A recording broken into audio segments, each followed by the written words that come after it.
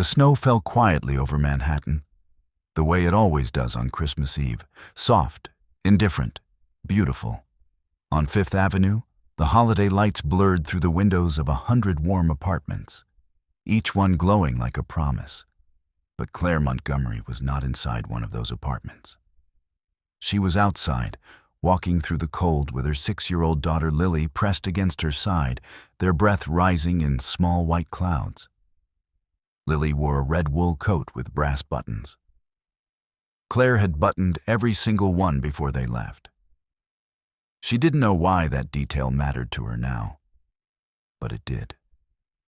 She just kept walking, one hand gripping Lily's small fingers, the other clutching a crumpled hotel receipt she'd found 3 days ago in the pocket of her husband's overcoat.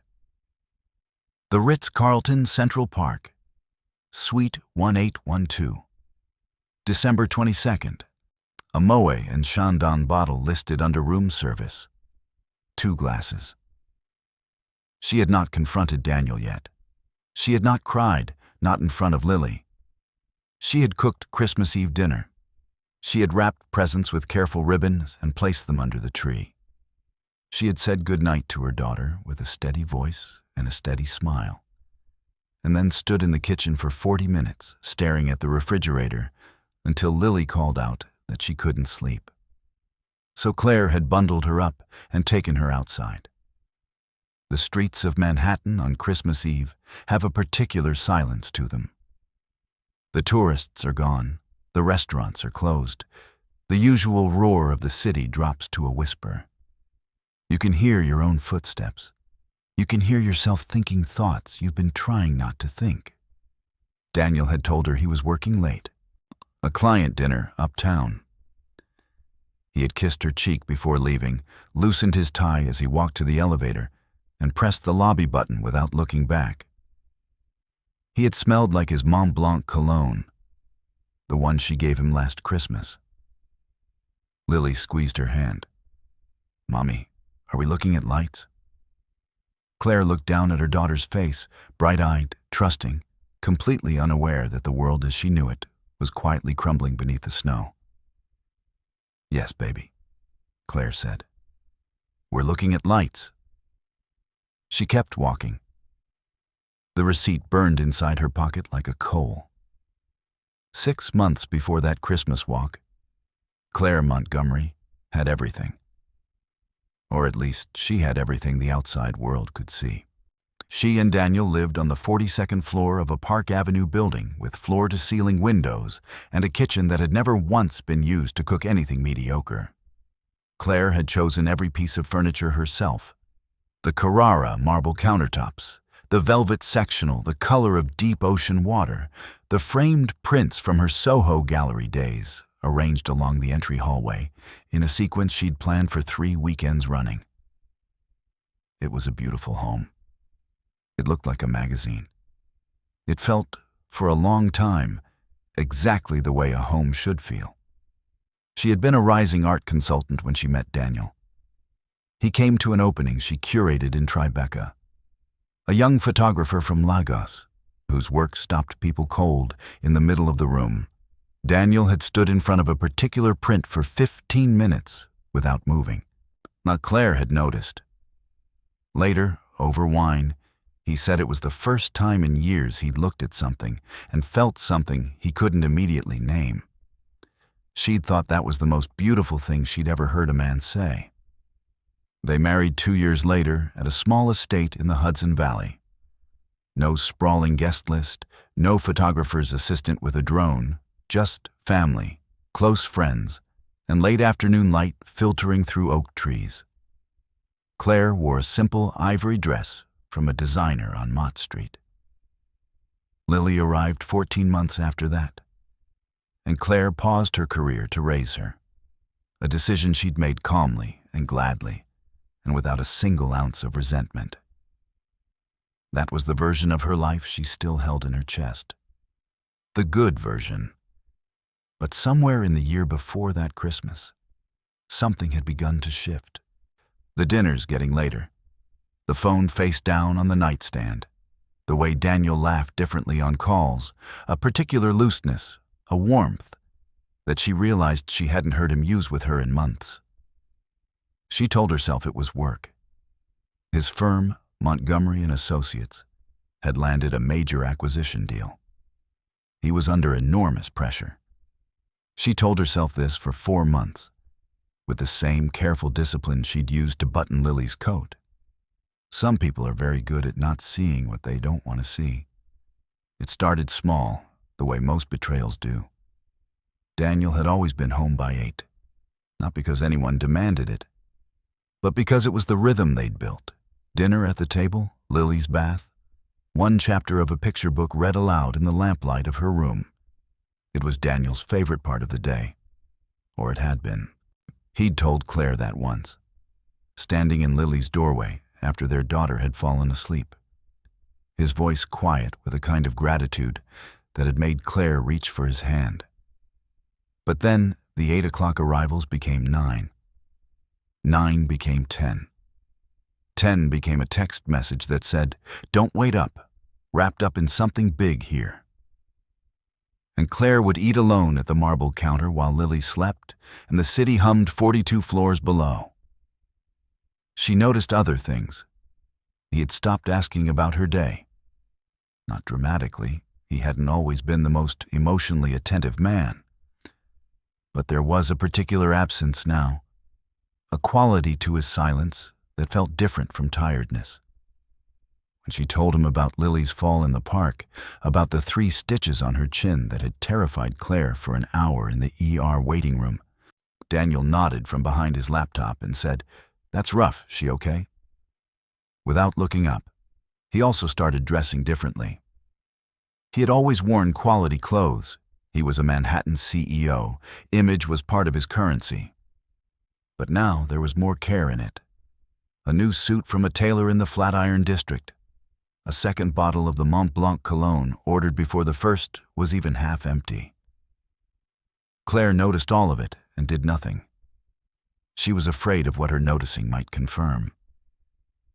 In October, she found a dry cleaning ticket in his jacket. A receipt for a woman's silk blouse, size 4. She stared at it for a long time. Then she put it back exactly where she'd found it and went to help Lily with her Halloween costume. A person can endure a very long time on the simple hope of being wrong. But hope has a weight limit. And 4 months of accumulating silence, absence, and small discoveries had been pressing down on Claire Montgomery for a very long time. Her name was Vanessa Cole. She was 28 years old, a marketing director at Montgomery and Associates who had joined the firm 18 months earlier from a boutique agency in Boston. She was talented, efficient, and extraordinarily beautiful, in the way that makes people in open-plan offices try to look casual when she walked past. She and Daniel had begun working closely together on the Meridian account, a major real estate development group that was, according to the firm's internal projections, going to be the most lucrative contract they'd signed in a decade. Long nights, high stakes, a shared language of pressure and performance. It was the oldest story in the world, and it was unfolding inside a glass-walled conference room on the 27th floor of a midtown skyscraper. Claire would learn all of this later. At the time, she knew only what her instincts told her, and her instincts had been whispering the name of a woman she didn't yet know. Vanessa had never met Claire in person. She had seen her photo on Daniel's desk, the one from the Hudson Valley wedding, Claire laughing in the afternoon light, and she had chosen not to ask about it. She was, by her own private reasoning, not a villain.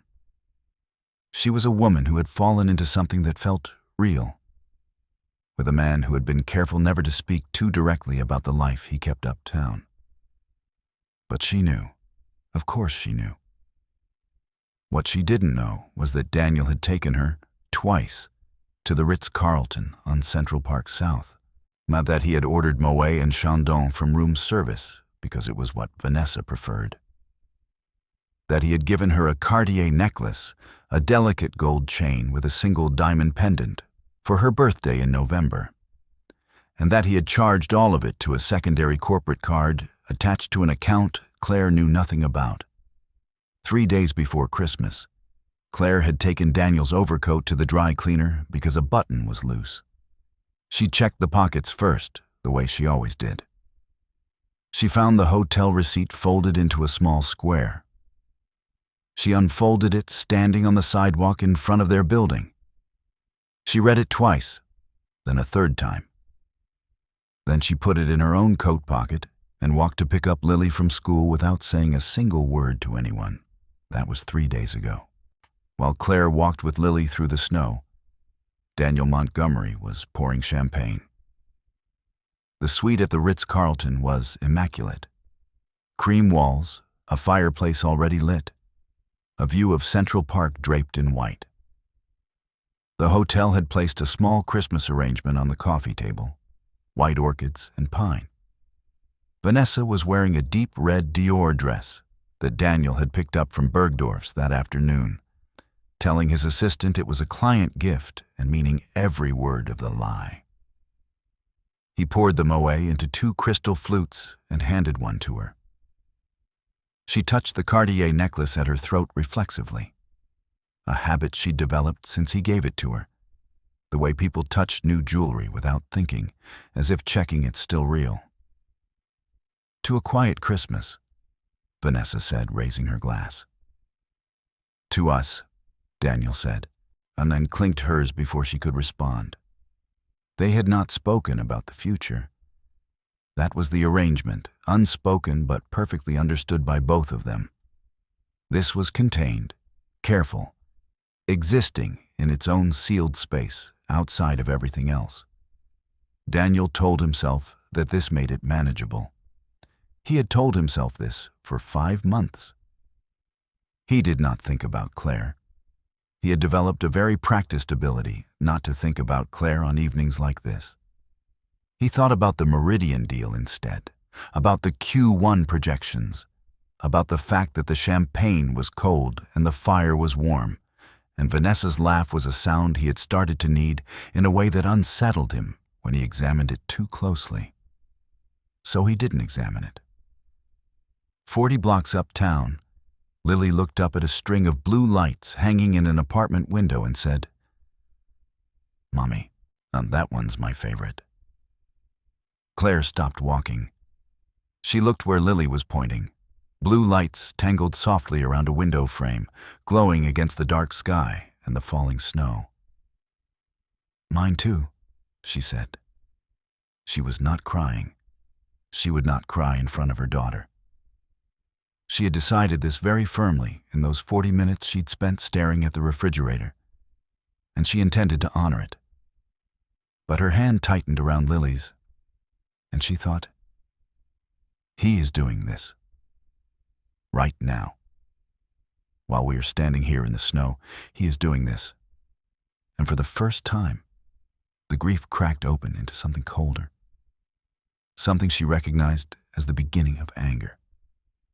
She let herself remember last Christmas. It had been different. Genuinely, unmistakably different. Or had it? She went over it now the way a detective goes over evidence, looking for things she'd been too happy to see clearly at the time. Last Christmas, Daniel had arranged a tree from the market on Amsterdam Avenue, a massive spruce that barely fit in the elevator.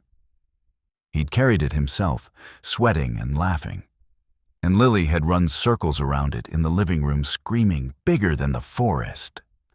Claire had made mulled wine on the stove, the whole apartment smelling of cinnamon and orange peel, and the 3 of them had decorated the tree to a playlist of old Nat King Cole records that Daniel had curated on a Saturday afternoon in October just for this occasion. He had seemed happy. He had seemed present in the particular way she had always loved, not performing contentment, but actually inside it, inhabiting it, or taking up space in it the way a person does when they're not somewhere else in their head.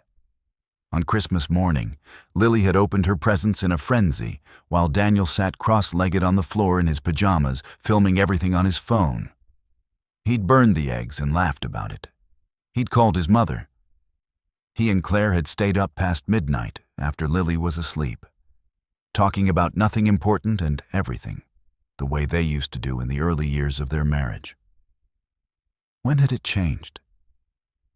She turned the calendar over in her mind now, a strange forensic tenderness in the exercise. January had been fine. February, March. April was when the Meridian account came in. May was when the late nights began. June, had he been distant in June? Maybe. Maybe the first hairline fracture had appeared in June, and she had filled it with optimism, with trust, with the basic assumption that the man she knew was still the man she was looking at. 18 months. That was what she would learn later. The affair had started 18 months ago, which meant that last Christmas, that beautiful, warm, mulled wine Christmas, he had already begun. He had sat on the floor in his pajamas, filming his daughter's joy while already carrying what he was carrying. And he had seemed happy. That was the part she would never entirely recover from. They found shelter at Murphy's, a diner on Amsterdam Avenue that Claire had been going to since before Lily was born. Red vinyl booths, a jukebox in the corner that nobody used anymore. Christmas lights stapled along the ceiling in an uneven loop.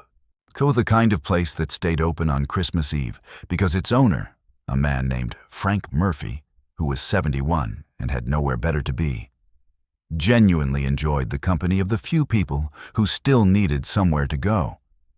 Frank brought Lily a hot chocolate without being asked. He brought Claire a coffee, and after one look at her face, a slice of pie she hadn't ordered.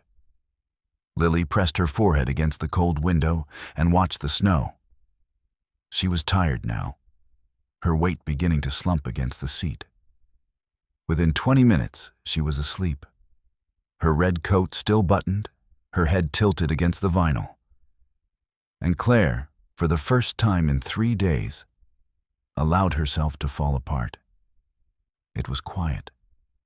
She didn't make a scene. She pressed both hands flat on the table and stared at the receipt she'd placed between them and let the tears come without fighting them. Not sobs, just a steady, dignified dissolving. The way ice doesn't shatter, it simply melts. Frank refilled her coffee and said nothing, which was exactly the right thing to do. She had believed in her marriage. That was the truth she sat with now. Not blindly, she was not a naive woman, but genuinely, substantively believed in it. She had chosen Daniel not for his apartment or his career or the way he looked in a suit, but for the 15 minutes he'd stood in front of a photograph in a Tribeca gallery feeling something he couldn't name. She had built a life on that version of him, and it turned out that version was only part of the story. She wiped her face with a paper napkin. She looked at her sleeping daughter. Lily's eyelashes rested against her cheekbones in 2 small dark crescents. She thought, whatever happens next, she doesn't lose her childhood. Whatever it costs me, she stays safe. She picked up her phone. She found the contact she was looking for. She pressed call.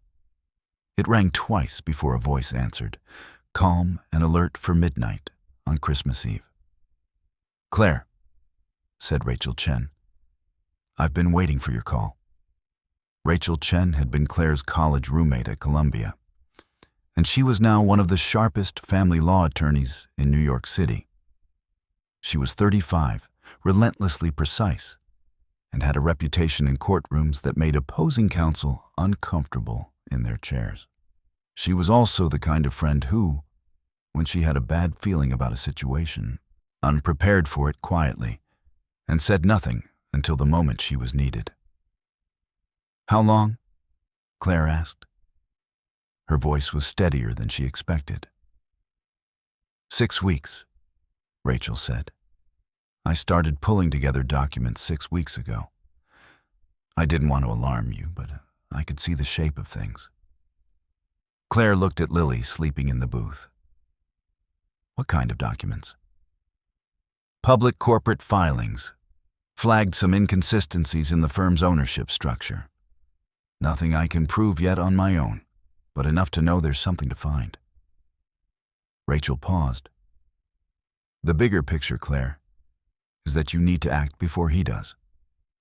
Divorce proceedings can move fast when one side is prepared and the other isn't. I haven't told him I know. Good, don't, not yet. There was a steadiness to Rachel's voice that Claire needed more than she could have articulated. Not warmth, exactly, though it was there, but the specific steadiness of someone who knows what to do. Someone who has already thought 3 steps ahead and is waiting to walk you through them. There's someone I want you to meet tomorrow morning, Rachel said. His name is Arthur Whitfield. He's Daniel's business partner, the silent kind. He reached out to me 2 weeks ago. He has concerns about how the firm's finances have been structured, and he's willing to talk. Claire stared at the Christmas lights strung unevenly across the ceiling of Murphy's diner. Why would he talk? Because he's 61 years old. He has a daughter Lily's age, and he says he didn't sign up for what he found out he was part of. There was a long pause. Café Palermo, Rachel said. 10 o'clock. Get some sleep tonight. I know that seems impossible, but try. Frank appeared and laid a blanket over Lily's shoulders without comment. The way a person does when they've been watching other people's lives long enough to know when one is falling apart and when to be quietly useful. Thank you, Frank, Claire said. He just nodded and went back behind the counter. Café Palermo on Mulberry Street was already warm and crowded on the morning of December 26th, the air thick with espresso and powdered sugar from the cannoli counter. Arthur Whitfield arrived 5 minutes early, which told Claire something about him before he said a word. He was 61, silver-haired, wearing a coat that was quality but not flashy. The coat of a man who had money and no longer felt the need to announce it. He ordered espresso. Claire ordered nothing. Rachel sat between them. I'll be direct, Arthur said, because I don't have patience for anything else at my age. He opened a leather portfolio on the table. I became a silent equity partner in Montgomery & Associates 4 years ago. I put in substantial capital. What I've discovered over the past 6 months is that a portion of the firm's assets have been quietly moved into structures I was not informed about and did not consent to. He slid a document across the table. Claire looked at it without touching it. Her eyes moved over figures, dates, account numbers. 3 accounts, Arthur continued. 2 in the Cayman Islands, 1 routed through a Delaware holding company, established approximately 18 months ago. The total balance as of last quarter was just under $2 million. The number landed in Claire's chest like something heavy dropped from a height. He was planning to leave, Rachel said quietly. This was not a question. That's how it reads, Arthur said. The structure is designed to make assets difficult to trace in a domestic legal proceeding. It's the kind of planning a man does when he intends to exit a marriage and wants to do so with as much capital as possible on his side.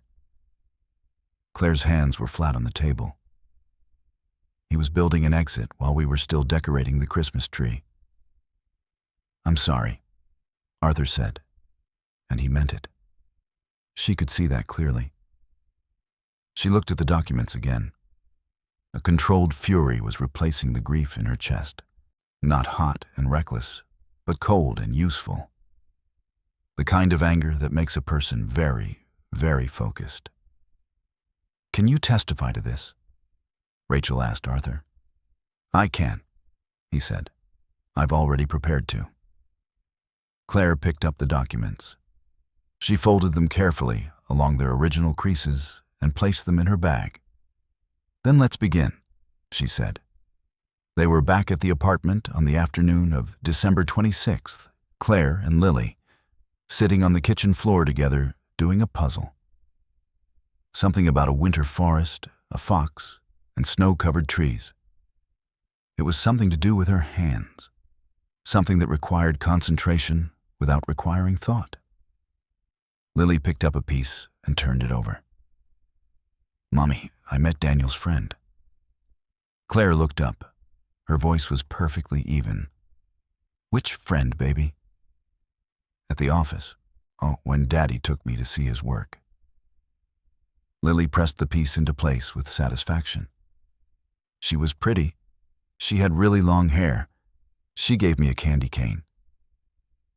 Claire set down the puzzle piece she was holding. "When was this?" "Before Christmas. When you went to see Grandma and Daddy said I could come to his work." Lily frowned at the puzzle. She had a necklace that was shiny, a gold one. Daddy said she was a work friend. A gold necklace, a Cartier chain with a diamond pendant. Vanessa had been in Daniel's office. With Lily, a child who did not know what she was witnessing, who remembered it only as a kind lady with a candy cane and a pretty necklace. Claire breathed very carefully for a long moment. "Did you like the candy cane?" she asked. "It was peppermint." Lily considered this. "I like cherry better." "Me too," Claire said. She did not say another word about it. She helped Lily finish the fox's tail, and then the tree line, and then the full moon hanging above the winter forest. When the puzzle was complete, Lily examined it with great satisfaction and immediately began disassembling it to do again. Claire stood and went to the kitchen counter. She placed both hands on the marble and breathed. In and out, measured, deliberate. He had brought Vanessa into their professional space. He had introduced her, in whatever casual way, to his daughter. Whether he'd planned it or not, Vanessa had touched Lily's life, given her a candy cane, let her see the necklace that Daniel had charged to a hidden account. The ordinary innocence of Lily's memory made it somehow worse. She texted Rachel. "He brought our daughter to his office when the affair was active. She met her.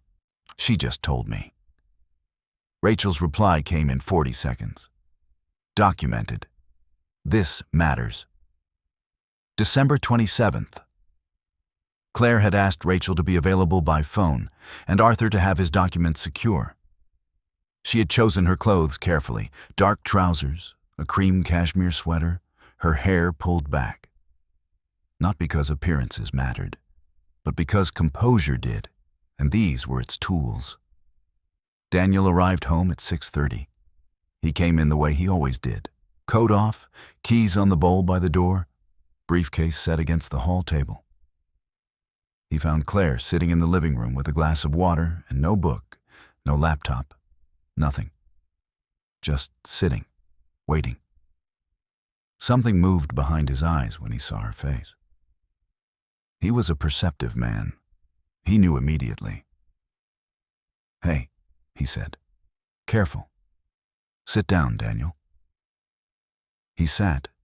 He put distance between them, not rudely, just strategically, the way a man does when his body understands before his mind has caught up. She let the silence exist for a moment. She did not perform emotion. She had cried what she needed to cry in Murphy's diner with her daughter sleeping 2 feet away and Frank Murphy keeping a respectful distance. She was done with that phase. "I know about Vanessa," she said. "I know about the Ritz-Carlton. I know about the Cartier necklace you charged to the Meridian account. I know about the suite on December 22nd. She paused. "And I know about the Cayman accounts." The color left his face. Not gradually. It was like watching a switch thrown. "Claire, I'm not asking you to explain. I'm telling you what I know, so that we don't have to go through the part where you construct a version of this that insults my intelligence."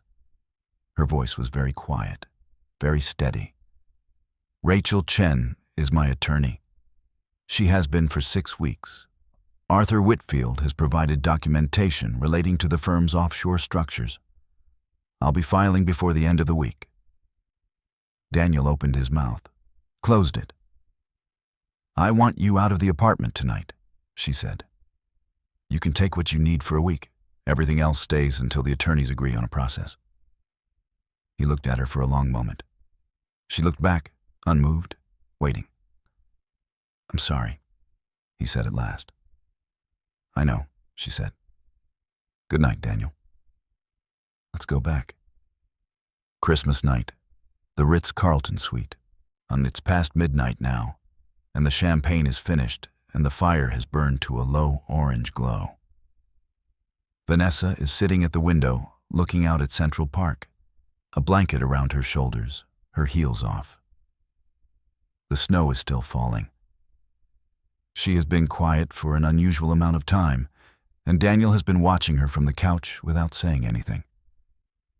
"Do you feel good about this?" she asks. She doesn't turn from the window. "What do you mean?" "Being here, tonight." Daniel sets his glass down. "Yes," he says, too quickly. She turns and looks at him. Vanessa is not a simple person. She did not become the person she had become by failing to see clearly. And what she sees now in Daniel's face, not guilt exactly, but a specific variety of discomfort, a quality of effort, tells her something she has been choosing not to examine. "She doesn't know," Vanessa says. It is not a question. It's a thing she is placing carefully in the space between them. "No." "But she will." He doesn't answer. He picks up his glass and finds it empty and sets it down again. Vanessa looks back out the window. The lights of the park are muted through the snowfall, soft and diffuse, like something seen through grief. She touches the Cartier pendant at her throat. She thinks about the office, his daughter's eyes, wide and curious, before he'd redirected her attention, the way a man does when he's managing something that shouldn't be in the same room. She had told herself, for 5 months, that this was a situation in motion, heading somewhere. That Daniel was a man on the verge of a decision, and that patience would resolve it in her favor. She had believed in the momentum of it. But momentum, she is beginning to understand, is not the same as direction. "What happens in January?" she asks. The fire pops. Somewhere outside, a cab horn sounds twice, muffled by snow. Daniel says nothing. And in that silence, the first crack appears.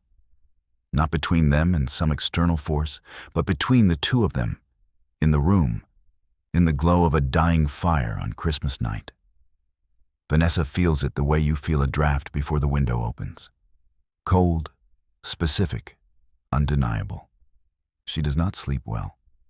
The days between Christmas and New Year's carry a particular suspended quality. Neither the old year nor the new. A gap in the calendar that people fill with reflection and leftovers. Claire filled hers with strategy. Rachel came to the apartment with files. They sat at the dining table while Lily watched a movie in her room, and they worked through it in order. The offshore accounts were the centerpiece. Arthur's testimony plus the forensic accounting review that Rachel had quietly commissioned would allow them to challenge any prenuptial agreement Daniel might try to invoke, on the grounds that he had fraudulently concealed assets throughout the marriage. "Judges don't like hidden accounts," Rachel said, marking a document, especially when the concealment was structured over a period of years while the marriage was active. It signals premeditation. "He was planning this before the affair," Claire said, "possibly simultaneously. But the financial planning predates when you believe the relationship with Vanessa began. That matters. It speaks to intent." Claire nodded. She had her MacBook open, a list and a notes document she'd been building since the night at Murphy's. Not a list of grievances, but a list of what she needed, what Lily needed, what was non-negotiable. Full custody, with structured visitation for Daniel. The Park Avenue apartment, at least through Lily's school years. A financial settlement drawn from the disclosed and undisclosed assets combined, and reinstatement of her own professional path, which meant she needed to start moving before the proceedings froze everything. She called the gallery on West 23rd Street where she'd worked before Lily was born. The director, a woman named Diane Park, who had tried twice to hire her back in the years since, picked up on the second ring. "Please tell me you're ready to come back," Diane said, before Claire had gotten through a full sentence.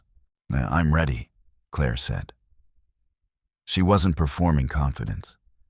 She actually felt it, a clean, clear, unexpected feeling that had risen in her chest sometime in the previous 48 hours, between Arthur's documents and Lily's finished puzzle. She had been grieving. She would continue grieving. But underneath the grief was something that had always been there, waiting. She had built a beautiful life before Daniel. She could do it again. The call came on the 3rd of January, and it was the last call Claire expected.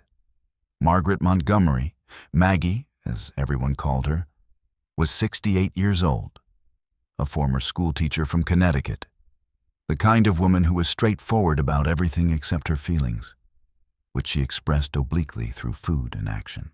She had sent Lily a hand-knit sweater for every Christmas since she was born. She had never, in the 6 years Claire had known her, volunteered an unsolicited opinion about her son's marriage. So when Claire saw Daniel's mom on her phone screen and answered with cautious neutrality, she was not prepared for what she heard. "I know what he did," Maggie said. "No preamble. I need you to know that I know, and I'm disgusted." Claire sat down on the edge of the bed. "How did you find out?" "He told me. Not to confess, to manage me, to get ahead of it, so that when things became public, I'd already be in his corner." Maggie's voice was very controlled, but Claire could hear the effort in it. "He's my son, and I love him. But what he has done to you and to Lily is not something I can excuse. Yuko, and I will not pretend otherwise. Maggie, let me finish." A breath. "I have a retirement account. It's not enormous, but it's mine. I want to offer it as a resource if you need it before the proceedings resolve and your accounts are sorted. No strings, no repayment expected. You're my granddaughter's mother, and you have been nothing but good to this family." Claire was very quiet for a moment. "I also want you to know," Maggie said, "that I've spoken with Rachel Chen. I introduced myself last week. She was kind enough to take my call." Of course, Rachel already knew. Rachel always already knew. "I don't think you'll need my retirement account," Maggie continued, "because I think Rachel is very good at her job. But I wanted you to have the offer. I wanted you to know you weren't alone." "Thank you," Claire said, and it was all she could manage. After they hung up, she sat for a long time in the quiet bedroom. Outside, January light fell gray and clear across the park. She thought about the kinds of love that survive catastrophe, the ones that prove themselves not when everything is easy, but exactly in the moments like this one. January 5th was the day Daniel made his move, and it was a mistake. He canceled the joint credit card. He had the building management remove his name from the lease temporarily, a bureaucratic maneuver that he seemed to believe would create leverage. He moved money from their shared checking account into a personal account, leaving just over $800 in the joint balance. Claire had been expecting something like this. She had taken out $4,000 in cash the week prior, on Rachel's advice. She had also opened a personal account under her name only, into which a portion of her gallery advance had already been deposited. The canceled credit card was an inconvenience. The rest was theater. "He's panicking," Rachel said when Claire called her. "Good," Claire said. The panic made sense. Arthur had, by this point, formally agreed to cooperate with the proceedings, which meant the offshore account documentation was going to surface in a legal context, regardless of what Daniel attempted to do with the checking account. The Delaware LLC had also been flagged in Rachel's filings. The forensic accountant, a woman named Linda Park, who had testified in 3 high-profile divorce cases in the past 2 years, had been hired and was already reviewing the structures. But the practical pressure of the moment was still real. Claire was a woman with $800 in a joint account, a 6-year-old daughter, and a Park Avenue apartment she was technically still entitled to occupy, but needed money to maintain while the process resolved. The gallery advance helped. Maggie's offer, held in reserve, helped. And Rachel, who was working on a deferred fee basis because she understood exactly what kind of case this was, helped. Lily noticed none of it. Lily was in her room with her new art supplies, a birthday-adjacent Christmas gift she'd been working through systematically. Painting small, watercolor landscapes with the focused intensity of a 6-year-old who has found something she loves. On the afternoon of January 5th, she appeared in the kitchen doorway, holding a painting of a tree in snow. "For you," she said. Claire hung it on the refrigerator with a magnet shaped like a small apple. She looked at it for a long time after Lily went back to her room. Linda Park arrived at Rachel's office on January 8th with 3 banker's boxes and the expression of a person who has seen everything and is surprised by nothing. She was 44, a CPA with a specialty in asset tracing, and she had been working with the documents provided by Arthur Whitfield for the better part of 2 weeks. She sat across from Claire and Rachel at a conference table and opened a printed summary with the efficiency of someone who had given this kind of briefing many times before. 3 accounts, she began. 2 in the Cayman Islands. 1 opened approximately 22 months ago, 1 18 months ago. The 3rd routed through a Delaware limited liability company registered under the name Alderton Holdings, which is not a name that appears anywhere in the public-facing structure of Montgomery and Associates. She turned a page. Alderton Holdings was incorporated 20 months ago. Its registered agent is a law firm in Wilmington that specializes in confidential asset structuring. She paused to let that land. Total balance across all 3 structures as of last quarter, approximately $1.9 million. This figure has been building consistently, suggesting regular deposits over the entire period of the account's existence. Claire looked at the numbers. 20 months. Before the affair had started, or simultaneous with its very beginning. He had been building this, carefully, incrementally, a financial architecture designed to move weight outside the marriage before the marriage officially ended. "Can we access these assets in the proceedings?" Rachel asked. "Courts in New York can order disclosure and can treat concealed marital assets as available for equitable distribution regardless of how they've been structured," Linda said. The fact that these were funded from firm revenue, which was itself partially a marital asset, given the timeline of the marriage and the business's growth during that period, strengthens your position considerably. Claire looked at the number again. 1.9 million. "He planned this before he met her," she said. Linda looked at her over her reading glasses. That's one interpretation. The other is that the planning and the affair began at roughly the same time, such as part of the same decision-making period. Both were true, and both were, in their own way, a kind of answer to the question she'd been asking herself since the hotel receipt. She wasn't being left.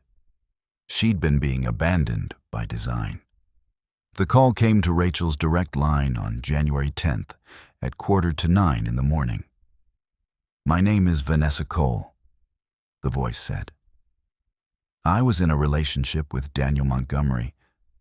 I think I have information that might be relevant to an ongoing proceeding, and I'd like to speak with someone on the plaintiff's side. Rachel was quiet for exactly 3 seconds before responding.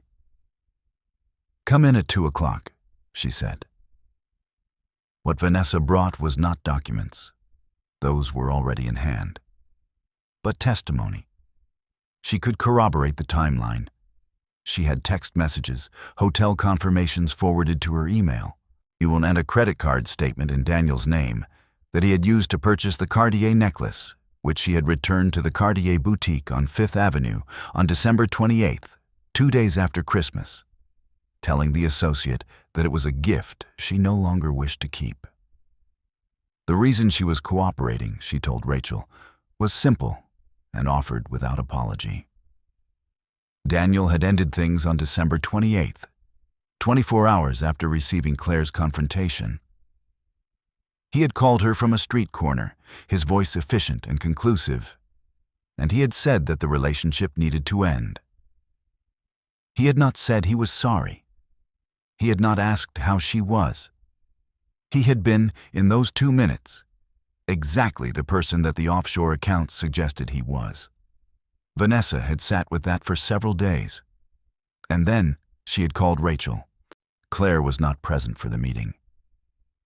Rachel debriefed her afterward by phone. "She's credible," Rachel said.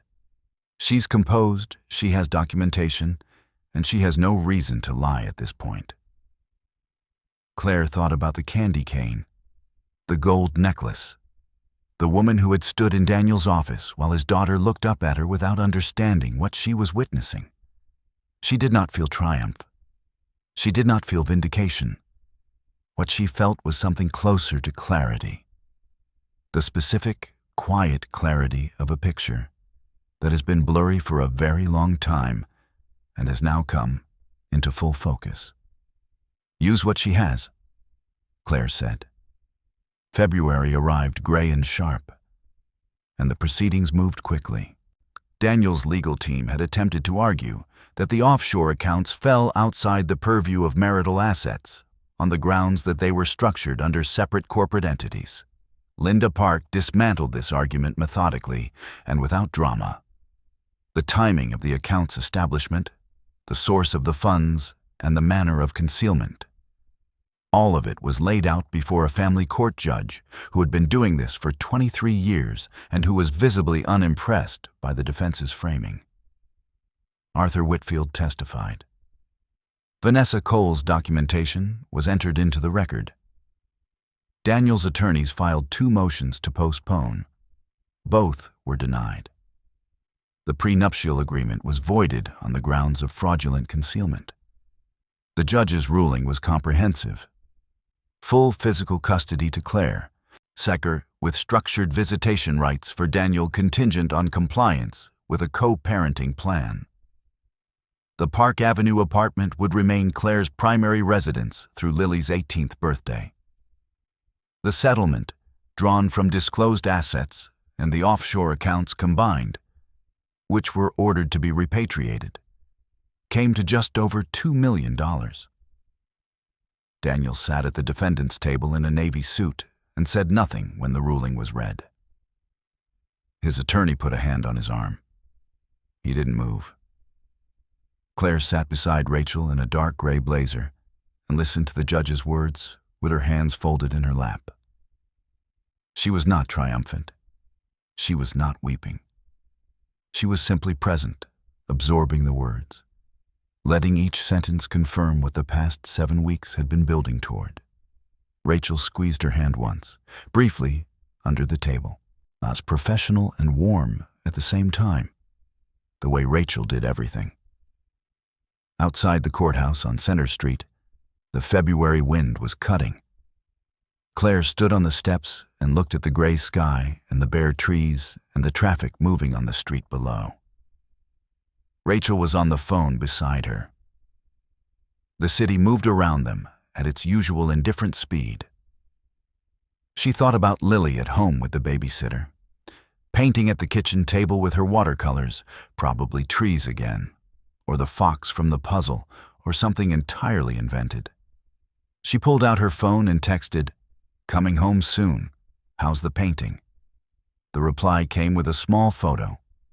A burst of orange and blue and green, completely abstract, joyful. "Good," Lily had typed, with 2 of the letters backward.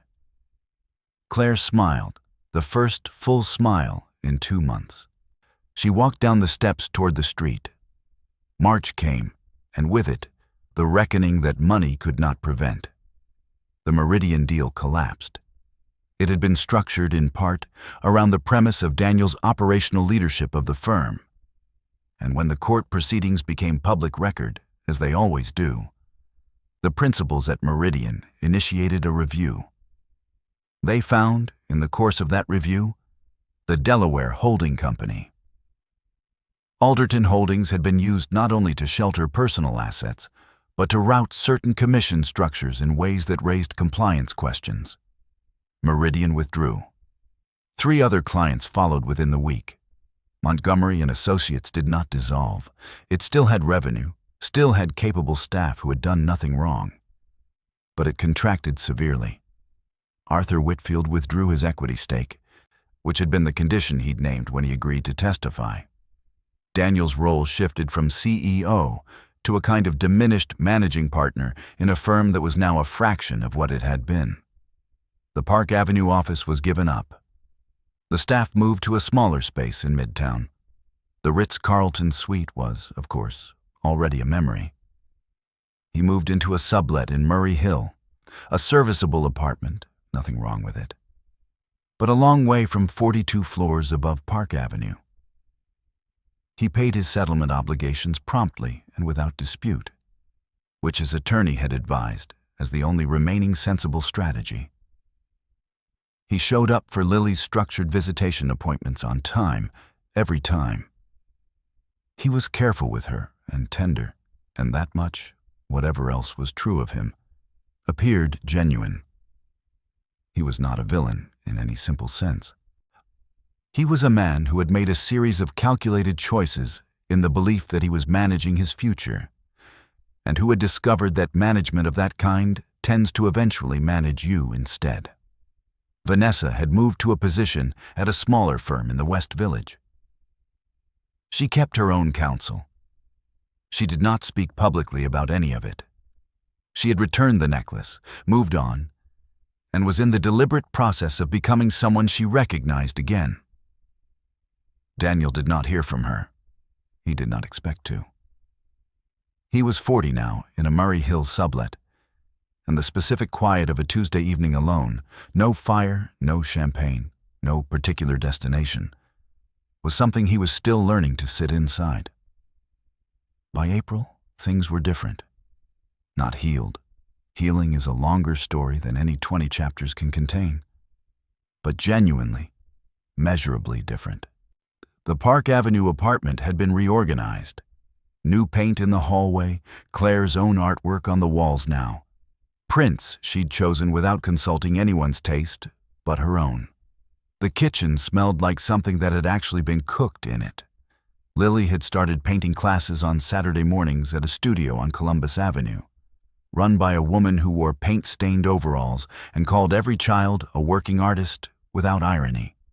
She came home each week with something new: a bowl of fruit, a portrait of the family dog she did not have but intended to own eventually. Abstract color fields with titles she invented on the walk back. Claire had returned to the gallery on West 23rd Street, or Diane Park had given her a show to curate by June. A young photographer from Nairobi, whose work had the same quality as that Lagos photographer from years ago, the one that had stopped Daniel cold in the middle of a Tribeca gallery. The work of coming back to yourself, Claire was finding, involved a lot of return to the things that were always yours, the ones you'd only set aside and not surrendered. In the first week of April, she planted tomatoes on the apartment terrace. It was too early, technically, for tomatoes in Manhattan. But the light had been good that week, and she'd found herself at the Whole Foods on Broadway, standing in front of a display of seedlings with the particular feeling a person gets when they're ready to tend something again. Lily helped her press the seedlings into the soil in their small clay pots, and she asked if they could name them. "Of course," Claire said. "This one is Margaret," Lily said, choosing the largest. "And this one is Frank." Claire looked at her daughter, her soil-stained fingers, the absolute seriousness with which she regarded the little plants, the red coat with brass buttons hung up just inside the terrace door because it was finally warm enough to do without it.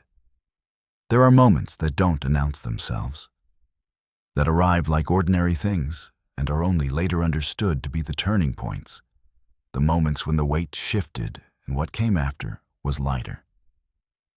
This was one of them. "Those are perfect names," Claire said.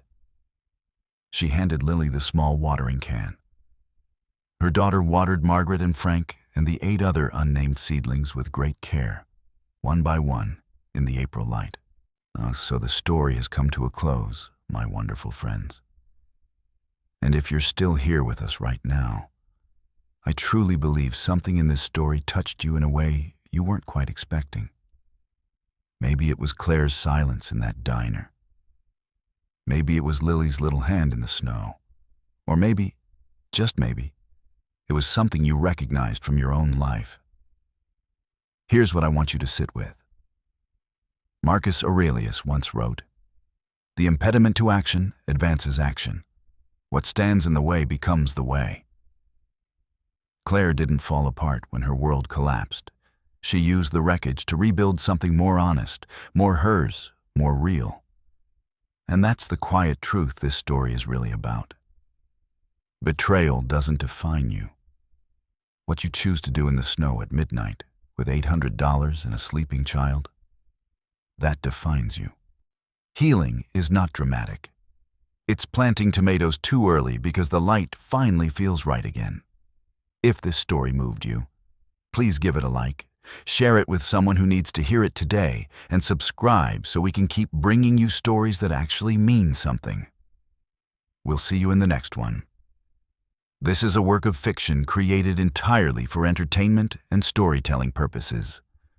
All characters, including Claire, Daniel, Lily, Vanessa, Rachel, Arthur, and Maggie, are fictional and do not represent any real individuals, living or deceased.